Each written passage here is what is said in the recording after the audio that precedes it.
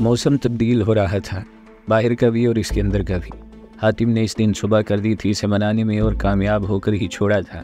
इसे अच्छा लगा था हातिम का यूँ मिन्नत करना और इसे मनाना, और दुनिया वालों के लिए जो भी था, लेकिन इसके लिए सिर्फ हातिम था, इसका हातिम।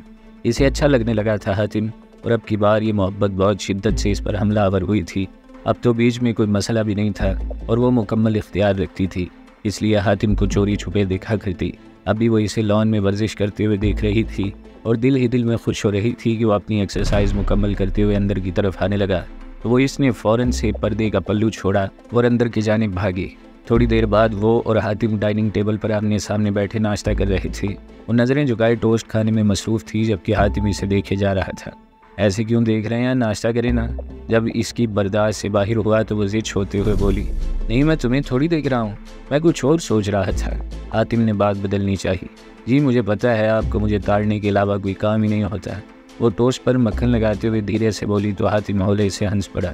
तुम जितना मर्जी आहिस्ता बोल लो हुरैन, मेरे कान तो तुम्हारी वो फ्रीक्वेंसी भी कैच कर लेते हैं जो आजकल के दौर में सिर्फ CIA ही कर सकती है। हातिम फलसफियाना अंदाज में बोला तो वो ज़ेरे लब मुस्कुरा उठी। जनाब फिर ये बिज़नेस पे क्यों पड़े हुए हैं, आपको तो किसी खुफिया एजेंसी में होना चाहिए था ना। वो इसे देखते हुए संजीदा लहजे में बोली तो वो कहका मारकर हंस पड़ा। तुम्हारी बातें ऐसी होती हैं कि मैं इन्हें सोचकर सारा दिन हंसता रहता हूँ। हातिम अपनी हंसी को रोकते हुए बोला तो वो मुंह बनाते हुए बिड़बिड़ा कर रह गई। जी मुझे भी आपसे इतनी मोहब्बत है, बताने की ज़रूरत नहीं। हातिम इसे आगे से होकर मिला तो वो सर उठाकर इसे घूरने लगी। ये मैंने कब कहा, वो गड़बड़ाते हुए बोली। मैंने कहा ना मैं तुम्हारी अनकही बातें भी जान जाता हूँ, सो मुझे बताने की ज़रूरत नहीं। हातिम मज़े से बोला तो वो इसे टुकुर टुकुर देखने लगी। इसे वाकई में लग रहा था जैसे हातिम इसके दिल की सारी बातें जानता है, और यही बात इसे बेहद पसंद थी कि वो इसका बहुत ख्याल रखता था। अच्छा तो फिर ये बताएं कि अभी मेरे दिल में क्या चल रहा है, वो इसे देखकर चैलेंज करते हुए बोली। दिल में आपके जो भी है मैं सब जानता हूँ। वो टोस्ट का बड़ा सा निवाला लेते हुए कॉफ़ी का मग उठाकर एक घूंट भरते हुए बोला। आहा बस हो गई ना आपकी, हर बात बिना कहे समझना किसी के बस की बात नहीं, और आप तो ज़्यादा वक्त घर पर होते भी नहीं। वो हंसते हुए बोली तो हातिम नैपकिन से हाथ साफ करते हुए उठ खड़ा हुआ। कह लो यार, लेकिन हकीकत यही है कि मैं सब जानता हूँ कि तुम कब क्या सोच रही हो और मुझसे कितनी मोहब्बत करती हो। हातिम इसे प्यार से देखकर बोला और जाने के लिए मुड़ा तो वो थोड़ी मायूस सी हो गई। इसे लगा जैसे हातिम इसे इग्नोर करके जा रहा है। आपकी खुशफहमियाँ कुछ ज़्यादा ही बढ़ गई हैं, वो धीरे से बोली, लेकिन इसके सामने भी हातिम मंजूर था। अगर तुम मुझे पर्दे के पीछे से यूं छुप छुप कर देखती रहोगी तो यकीन जानो मेरी खुशफहमी यूं ही बढ़ती जाएगी। हातिम जाते जाते मुड़ा और इसे अजीब सी नज़रों से देखता हुआ जता गया कि वो सब जानता है, और वो होंक बनी इसकी पुश्त को देखती रह गई जो अपनी बात मुकम्मल करके बाहर निकल चुका था। सुलेमान अपने ऑफिस में बैठा सामने बड़ी बोतल से शुगल कर रहा था, और इसे अभी तक कोई अच्छी खबर सुनने को नहीं मिली थी जो इसे मुतमईन कर सकती, और इसीलिए इसने तिल मिलाते हुए शाहवेज़ खान को फ़ोन मिला दिया। लाला अभी तक काम क्यों नहीं हुआ और कितना इंतज़ार करना पड़ेगा मुझे। लाइन मिलते ही वो जल्दबाजी का मुजाहरा करते हुए बोला, ओए मड़ा हम एक मसले में फंसा हुआ है, बस यहाँ से निकले तो तुम्हारा काम बिगड़ता है। शाहवेज़ खान मायने खेज़ लहजे में बोला। बस लाला आप जल्दी से नबीद सुना दो कि तुमने मेरे रास्ते के सारे कांटे साफ़ कर दिए हैं, मैं तुम्हारा ये एहसान कभी भुला नहीं पाऊँगा। वो खुशी से चहकते हुए बोला, तुम्हारा काम तो हम ऐसा करेगा कि तुम याद करेगा बड़ा। शाहवेज़ खान भी चहक कर बोला तो इसने मुतमईन होते हुए लाइन काट दी। बस कुछ दिन और फिर TV पर यह खबर चल रही होगी कि मशहूर व मारूफ बिजनेसमैन हातिम मंजूर अपनी अहलिया के साथ जाते हुए हादसे का शिकार हो गए। हादसा इतना शदीद था कि दोनों में से कोई भी जांबाज ना हो सका। वो न्यूज़ कास्टर के इस अंदाज में बिड़बिड़ाते हुए बोला और कहका मार कर हंस पड़ा। बस शाहवेज़ खान अपना काम कर जाए तो फिर मेरे रास्ते में आने वाला कोई नहीं होगा। वो मज़ीद बोला और अपने हिसाब किताब में लग गया। जितना कुछ अभी तक इसने गरीब मज़दूरों का हक मारते हुए समेटा था, इतना तो वो अभी तक की पूरी ज़िंदगी में भी ना कमा पाया था। ये तो कमाल ही हो गया। इन पैसों में से कुछ इन मज़दूरों को देकर इनका मुंह बंद कर दूंगा, बाकी मेरे अपने काम आएगा। बड़ा अरसा हुआ दुबई जाकर कुछ मौज मस्ती नहीं की। वो एक खबीस मुस्कुराहट अपने चेहरे पर सजाते हुए बोला और ख्वाबों में खो गया।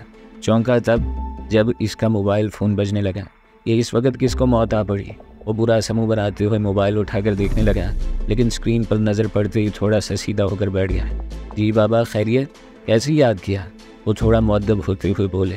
तुमने हुरैन पर हमला करवाया था, मुझसे झूठ मत बोलना सुलेमान, जमील साहब काटदार लहजे में बोले। वो बाबा ये झूठ है, मैंने तो हातिम के लिए बंदे भेजे थे, अब साथ में हुरैन भी थी, ये मुझे इल्म नहीं था। वो सिरे से ही मुकर गया। तुम्हें सब पता था सुलेमान, अब तुम झूठ बोल रहे हो। अगर हुरैन को कुछ हो जाता तो जानते हो ना मैं तुम्हारा क्या हाल करता। मैं बूढ़ा ज़रूर हो गया हूँ लेकिन आज भी अकेला शेर हूँ जो इस इलाके के लोगों की किस्मत का फैसला करता है। जमील साहब डांटते हुए बोले तो इसे भी जलाल आ गया। ये अचानक से क्या हो गया जो आपको आपकी बेटी इतनी अजीज़ हो गई? कल तक तो आप इसे और हातिम को बर्बाद करने की साजिशें कर रहे थे। वो गुस्से से बोला। जो भी था मेरी गलती थी, लेकिन एक बात कान खोल कर सुन लो, तुम हुरैन से जितना दूर रहोगे इतना ही तुम्हारे लिए बेहतर है, वरना मैं फिर भूल जाऊंगा कि मेरा कोई सुलेमान नाम का बेटा भी था। जमील साहब गुस्से से कांपते हुए बोले और लाइन काट गए। बड़ा आया मुझे दूर रखने वाला, पहले एक काम हो जाए तो फिर अगली बारी आपके मुतालिक सोचूंगा बुजुर्गों। वैसे भी शाबिर खान पैसों के लिए कुछ भी कर सकता है। वो हंसते हुए बोला और मेज़ पर पड़ा हुआ गिलास उठाकर इसे एक ही घूंट में खाली कर गया। हातिम अपनी फैक्ट्री में बैठा ज़रूरी कागजात देख रहा था कि इसकी मेज़ पर पड़ा इंटरकॉम बजा। इसने फ़ोन कान से लगाते हुए फाइल से नज़रें हटाई। सर एक बंदा आपसे मिलना चाहता है, नाम नहीं बता रहा, कहता है कि आपको ही नाम बताएगा। सेक्रेटरी डरते हुए लहजे में बोली। अंदर भेजो, इसने कुछ सोचते हुए कहा और दोबारा से फाइल में खो गया। थोड़ी देर गुजरी होगी कि इसके कमरे का दरवाज़ा खुला और वही पठान अंदर दाखिल हुआ जिसके माँ बाप को इसने अस्पताल पहुँचाया था। इसने चौंक कर इसे देखा और इसके दिमाग में ख़तरे की घंटी बजना शुरू हो गई, लेकिन पठान ने इसे कोई मौका दिए बगैर पिस्टल निकाल कर इस पर तान लिया और इसे खामोश बैठे रहने का इंदिया दिया। इसकी हालत ऐसी थी कि वो कुछ भी नहीं कर सकता था। माड़ा अपनी जगह से हिला तो हम गोली चला देगा। पठान ने इसे तंबीह की तो अपनी कुर्सी पर जम सा गया। खान चलता हुआ इसकी मेज़ तक आया और सामने पड़ी कुर्सी पर बैठते हुए इसे गौर से देखने लगा। तुमको मालूम है हमारे पास तेरे नाम का सुपारी है, यानी कि तेरे को मारा तो हमको पैसा मिलेगा और वो भी बहुत सारा। खान इसे देखकर मुस्कुराते हुए बोला, अब देखना तू हमारे सामने है और मौका भी है, यानी कि हमको हमारा पैसा जल्दी मिलने वाला है। इसे अनूज खामोश पाकर खान की बत्तीसी थोड़ी और निकल गई। तो कर दो फिर, ये डायलॉग और इंतज़ार किस बात का है? वो ठंडे लहजे में बोला। कर देता, बल्कि ज़रूर करता, क्योंकि हमारा तो काम यही है। खान सुकून से बोला और इस बरतानवी पिस्तौल को मेज़ पर इसके बिल्कुल सामने रख दिया। तेरे को मार कर हम बड़ा पैसा बना लेता है। जैसा इस दिन तू हमारे वालिदैन को छोड़कर अपने घर जा सकता था, वही कोई हाथ नहीं डाल रहा था तो तू भी ना डालता, लेकिन तूने ऐसा नहीं किया। तो हमारे वालिदैन को ना सिर्फ अस्पताल लेकर आया, बल्कि इनके लिए भाग दौड़ भी किया, उनका बंदोबस्त भी किया, इलाज दवाई सब कुछ तूने किया। हम इस दिन तेरे को देखते ही पहचान गया था, लेकिन वो वक्त नहीं था तुझे कुछ कहने का, और अच्छा ही हुआ तूने जो कुछ हमारे लिए किया। हम तेरे एहसान के नीचे दब सा गया है। अब बात सारी ये है कि हम तेरे को मार नहीं सकता। हाँ, इतना ज़रूर कर सकता है कि तेरे लिए इसको मार देवे जिसने तेरे नाम की हमको सुपारी दी है। खान तफसीलन बात करते हुए बोला तो वो इसे देखेगा। जो बंदा इतना कुछ कर सकता है वो बुरा नहीं हो सकता, ये बात तो हम जानता है, फिर वो तेरे को क्यों मरवाना चाहता है? खान इसे देखते हुए मज़ीद पूछ बैठा। जायदाद, तुमको थोड़ा पैसा देकर वो तुम्हारे ज़रिए मेरी सारी जायदाद हड़पना चाहता है। इसकी बहन मेरी बीवी है, अब जो अपनी बहन का नहीं वो किसी और का क्या होगा? खान, पहले भी वो मेरी बीवी को मरवाने की एक कोशिश कर चुका है जिसमें इसके 4 बंदे मारे गए थे। अब वो तुम्हारे ज़रिए यही काम करवाना चाह रहा है, और अगर तुम भी इनकार कर दो तो वो किसी और को ये काम दे देगा और करवा लेगा। वो एक बोझल सांस खारिज करते हुए बोला और अपना सर झुका गया, जबकि खान हनूज खामोशी से इसे देखता रहा। हम ये काम नहीं करेगा और ना ही किसी को करने देगा। तुम हमारे लिए फरिश्ता हो हातिम साहब, और कोई तुम तक आए इससे पहले इसको हमसे टकराना होगा। खान जज्बाती अंदाज में बोला तो वो मुस्कुरा उठा। जज्बात से सारे काम तो नहीं होते ना खान साहब, कैसे रोकोगे इसे? वो खान को समझाते हुए बोला। बस वो हम पर छोड़ दो, ये सारे काम खुद देख लेगा, तुम आराम से बैठकर अपना खाओ पियो। खान खड़ा होते हुए बोला और पिस्तौल उठाते हुए जाने के लिए पलटा। क्या मैं नाम जान सकता हूँ अपने इतने अच्छे दोस्त का? वो खान से मुखातिब होते हुए बोला। लेकिन तुमने हमको दोस्त बोला है तो हमारा नाम शावेज़ खान है। खान एक लम्हे के लिए रुक कर बोला और फिर तेज़ी से कमरे से बाहर निकल गया, जबकि वो अपनी कुर्सी पर बैठा हुआ सोचता रह गया कि अल्लाह ने इसे कहाँ कहाँ से नहीं निकाला।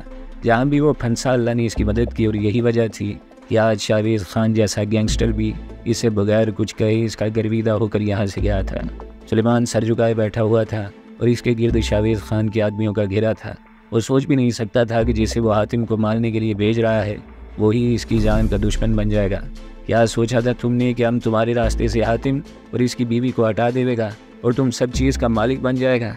लेकिन देख ले, अब तू खुद को बचाने के लिए हमसे भीख मांगेगा, लेकिन हम तेरे को छोड़ने वाला नहीं है। शावेज़ खान फंकारते हुए बोला और अपने साथियों को पश्तों में कुछ बोला तो उन्होंने इसके चेहरे पर काला गिलाफ चढ़ाया और इसके हाथ बांधते हुए अपने साथ लेकर निकल पड़े। हमको मालूम है हम तेरा काम न करता तो किसी और को तूने ये काम दे देना था। लेकिन अब जब तू ही नहीं रहेगा तो फिर क्या हातिम और क्या इसकी बीवी, सभी खुश रहेगा। अरे बदबख्ता, तू पहले भी हमको अपने बाप को धमकी लगवाने के लिए लेकर गया था। तू किसी का नहीं है और ऐसा गंद साफ़ करने में हमको बड़ा मज़ा आता है। शाहवेज़ खान ठंडे लहजे में बोला तो इसकी रीढ़ की हड्डी में एक सर्द लहर उठ गई। वो शाहवेज़ खान को अच्छी तरह जानता था, वो कितना सफाक आदमी है। इसे मार कर टुकड़े टुकड़े कर डालेगा और किसी को भनक भी नहीं पड़ेगी। मेरी बात सुनो शाहवेज़ लाला, तुम जितने पैसे कहोगे मैं दूंगा, बस मुझे कुछ न कहो। वो मिनमिनाते हुए बोला तो शाहवेज़ खान हंस पड़ा। ओ खुदाई ख़ार, तेरे से ज़्यादा पैसा है हमारे पास, लेकिन हर जगह पर पैसा नहीं चलता। अब जो भी होगा वो हातिम साहब की मर्ज़ी से होगा। तू ज़िंदा रहेगा या तेरा लाश किसी गटर में मिलेगा, इस बात का फ़ैसला हातिम साहब ही करेगा। शाहवेज़ खान काटदार लहजे में बोला तो इसे अपना सांस रुकता हुआ महसूस हुआ। लाला प्लीज़ लाला, मेरी बात तो सुनो। वो फिर से मिनमिनाया। मत बोल अपनी गंदी ज़ुबान से हमको लाला। तेरे को लाला का मतलब भी पता है? तो अपनी मासूम बहन का लाला नहीं बन सका, जिस रिश्ते के लिए हमारे पठान लोग जान भी दे देते हैं और ले भी लेते हैं, तो मैं तेरा किधर से लाला हो गया? शाहवेज़ खान इसकी गद्दी पर एक झांपड़ रसीद करते हुए बोला तो इसका सर घूम कर रह गया। अभी चुपचाप बैठे रहो, वरना तू जितना बोलेगा इतनी मार खाएगा। शाहवेज़ खान डांटते हुए बोला तो इसने खामोश रहने में ही अपनी अफियत जानी। अपनी ठिकाने पर पहुंचते हुए शाहवेज़ खान ने फ़ोन करके हातिम को भी बुला लिया। वो थोड़ी देर में इसके बताए हुए पते पर पहुंच भी गया।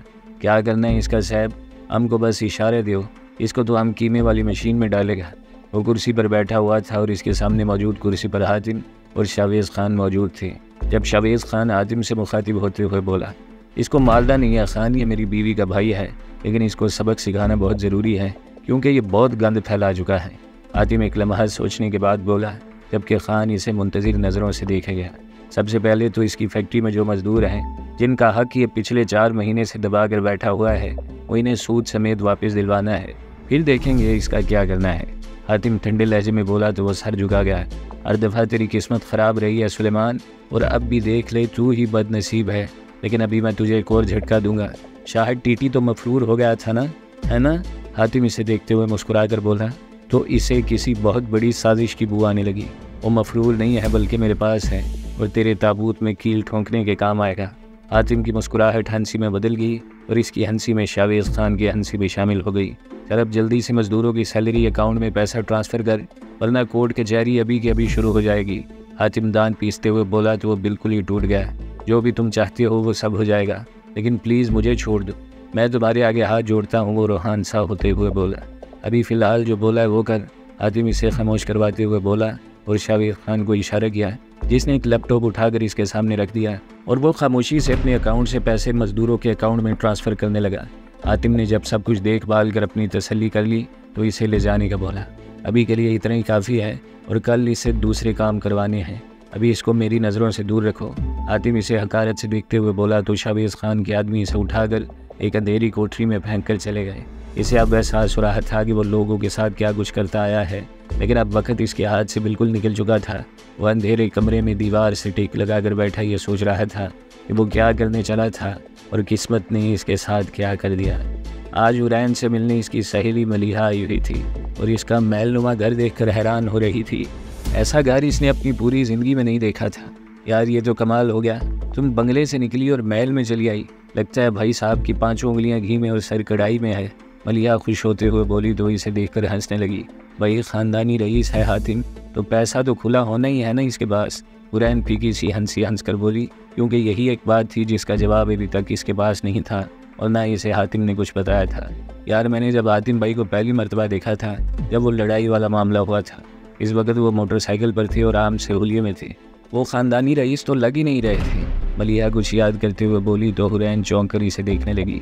इनके साथ एक बंदा भी था जो आया तो बाद में था, लेकिन था वो भी लड़ाई भिड़ाई का माहिर। मलिहा मजीद याद आने पर बोली, ये तो नहीं था।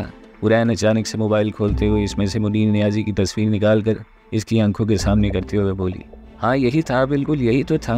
मलिहा इसके हाथ से मोबाइल लेकर तस्वीर को गौर से देखते हुए बोली, ये मुनीर भाई हैं, वो सामने वाले पोर्शन में रहते हैं, हातिम की बहन के शोहर हैं। और मलिहा को बताते हुए बोली, लेकिन मैं बोल रही हूँ ना कि जब मैंने इन दोनों को देखा था तो ये एक पुरानी सी बाइक पर थे। मलिहा अपनी बात पर अड़ जाने वालों में से थी, तो अभी भी अड़ी हुई थी।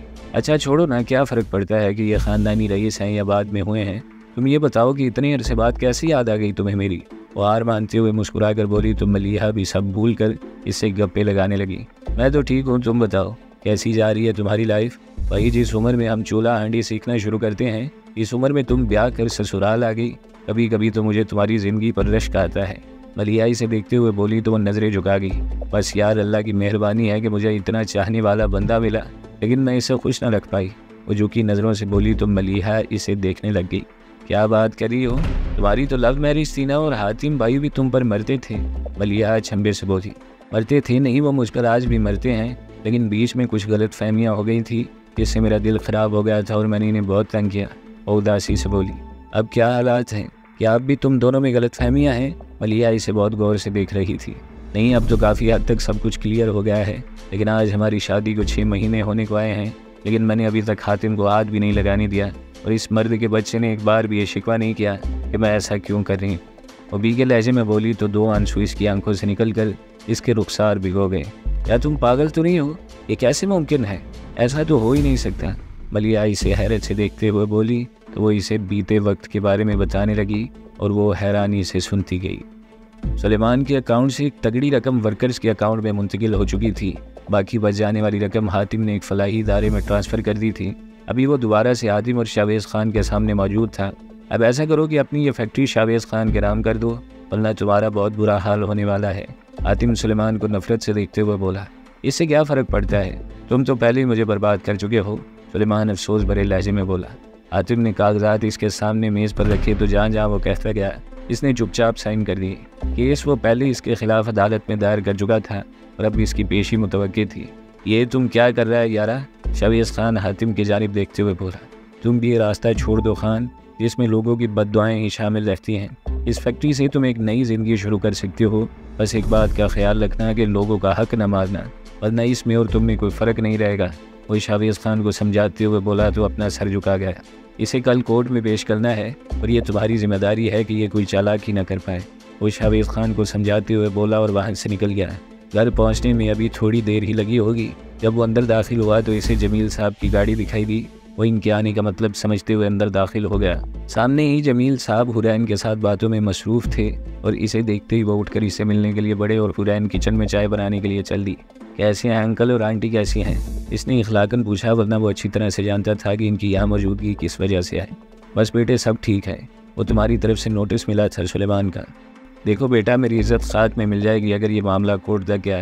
क्या कोई और रास्ता नहीं है? वो इसे मुंतज़िर नज़रों से देखते हुए बोले। अंकल मैंने इसे समझाने की बहुत कोशिश की, लेकिन इसके सर पर तो कत्ल व गारत का भूत सवार है। वो मुझे और हुरैन को मरवा कर मेरी जायदाद पर भी कब्जा करना चाहता है। बाद में इसका प्लान आपको भी। अब मैं कहना नहीं चाहता, लेकिन यही सच है। ऐसे बंदे का एक ही इलाज है कि इसे सलाखों के पीछे पहुंचा दो या ऊपर। मैं इतना जालिम नहीं कि इसे ऊपर पहुंचा दूं, इसलिए जेल ही इसके लिए मौजू है। वो धीमे लहजे में बोला तो जमील साहब एक सर आहबर कर रह गए। देखिए अंकल, हुरैन मेरे लिए सब कुछ है और आप भी, इसलिए मैं चाहता हूँ कि आप इसे खुद जेल में डालें और एक मिसाल कायम कर दें कि जमील खाकवानी एक ऐसा सियासतदान है जिसने इंसाफ की खातिर अपने बेटे को भी माफ़ न किया। और पक्के हो जाइए मज़ीद 5 सालों के लिए। इसने इनकी दुख तीरा की छेड़ी तो वो इसे तौसीफ़ी नज़रों से देखने लगे। ये बात अगर तुम कुछ महीने पहले कहते तो शायद मैं बहुत खुश होता, लेकिन अब मुझ में बड़ी तब्दीली आ गई है बेटा। मुझे ये सियासत और पैसे से कुछ भी नहीं लेना। तुम बस इसे माफ़ कर दो। मैं वादा करता हूँ कि इसे यहाँ से लेकर कहीं बहुत दूर चला जाऊँगा। वो इसके सामने हाथ जोड़ते हुए बोले तो वह नज़रें फिर गया। अब कुछ नहीं हो सकता अंकल कि इस अदालत में है और गवाह तैयार बैठा है। वो जमील साहब को देखकर कमज़ोर पड़ना नहीं चाह रहा था। बेटे सब कुछ अभी भी तुम्हारे हाथ में है, बस समझ की बात है, लेकिन तुम हर फैसला करने में आज़ाद हो। जो तुम्हें बेहतर लगे वही करो। वो इसका शाना थपथपाते हुए बाहर निकल गए।